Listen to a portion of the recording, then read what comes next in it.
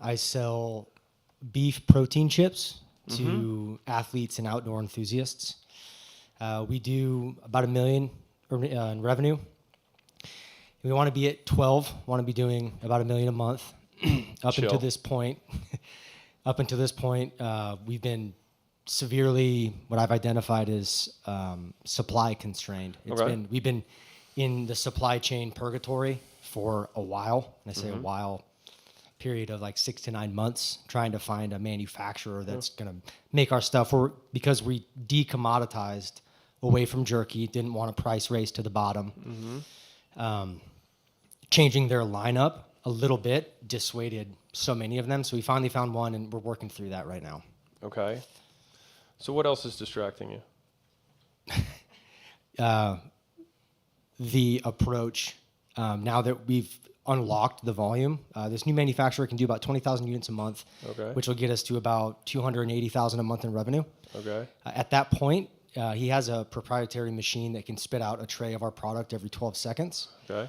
But that machine is too large for his facility, so we would need to kind of come together and find a solution and a location to employ that. Or the alternative option, which I think is the ultimate end state anyways, would be to stand up our own facility, understanding the timeline, the red tape. How much does the machine cost? The machine costs about $400,000. I didn't think about buying it from him.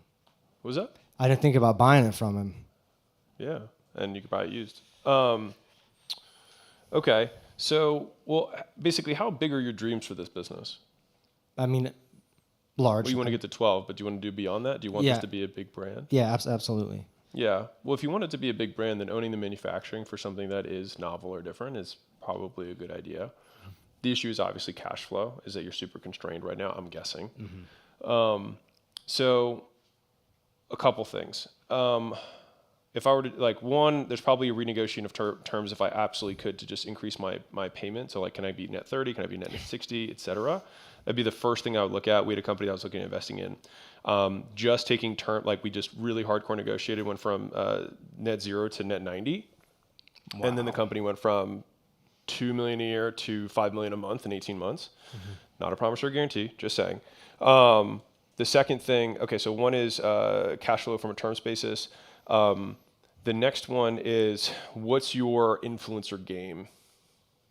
Well, right now we're heavy in the CrossFit space, very heavy, and we were able to secure, his name's Austin Hatfield. He has a high likelihood of podium at the CrossFit Games and a shot at winning. And so we contracted his head. And so he's our primary influencer right now. So we're kind of pumping everything into him. And we got a couple more athletes like that. And then we do everything else through podcasts and unscripted live reads. Got it. You don't run any ads then? It's all organic? No, yeah. We just kept hitting the inventory ceiling, trying to solve for that. Okay. So right now you have a double sitting in front of you that you think you can hit with the guy's existing capacity. Yeah. How many months of that do you need in order to save up enough to buy the machine with terms and lending? Ooh, I mean, not that many. Not that many. Yeah. Okay. So, I mean, I think that you're spelling out kind of the plan. So meet existing volume requirements. It might be worth leaning into selling out because then you can just kind of pent up some demand in the meantime. So that's number one. You can also do pre-orders. Do you do that? We did before, but we ended up letting go of another manufacturer just a couple of weeks ago because there's the whole nightmare. QA dropped.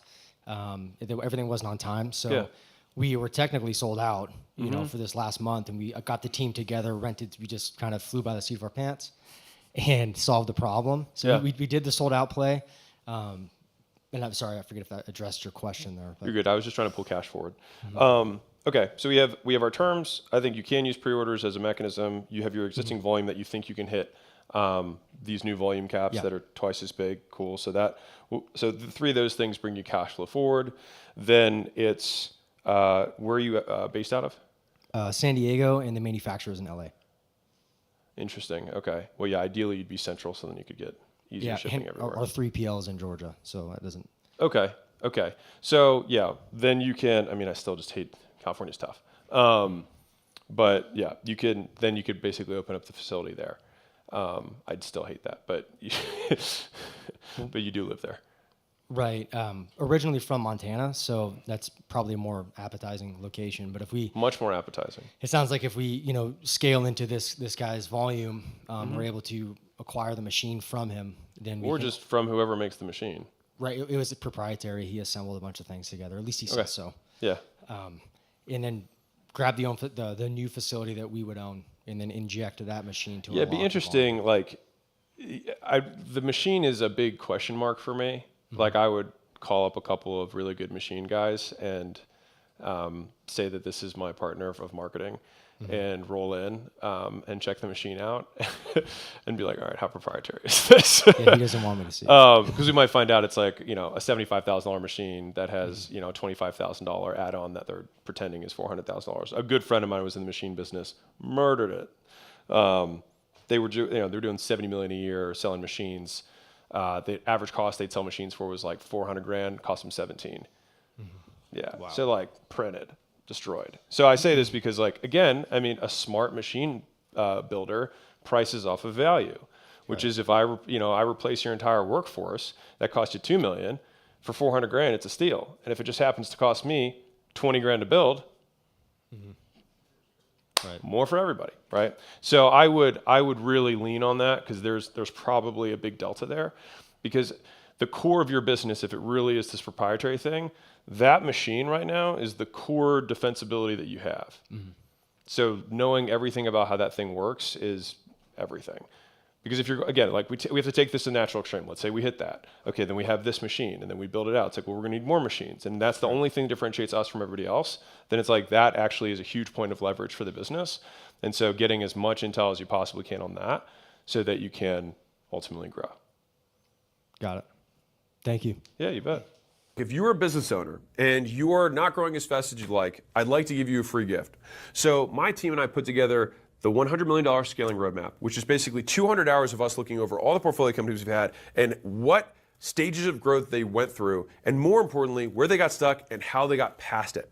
And so we broke it into these 10 stages, and we made this little kind of quiz thing where if you put in your business information, it'll tell you where you're at, and the most important part for you, what to do for each of the functions of the business across product, marketing, sales, customer success, recruiting, IT, human resources, and finance. And so no matter what you're struggling with, someone else has already struggled with it and solved it. And so I'd like to give you this thing absolutely free. You can go to acquisition.com/roadmap, plug in your business information. And if you want us to actually help you deconstrain the business and you're trying to scale, we'd love to help you out. On the thank you page, you can just book a call with my team, and we will look at the business, see if we can help. And if we can, we'll invite you out to Vegas, and we'll do this in person live.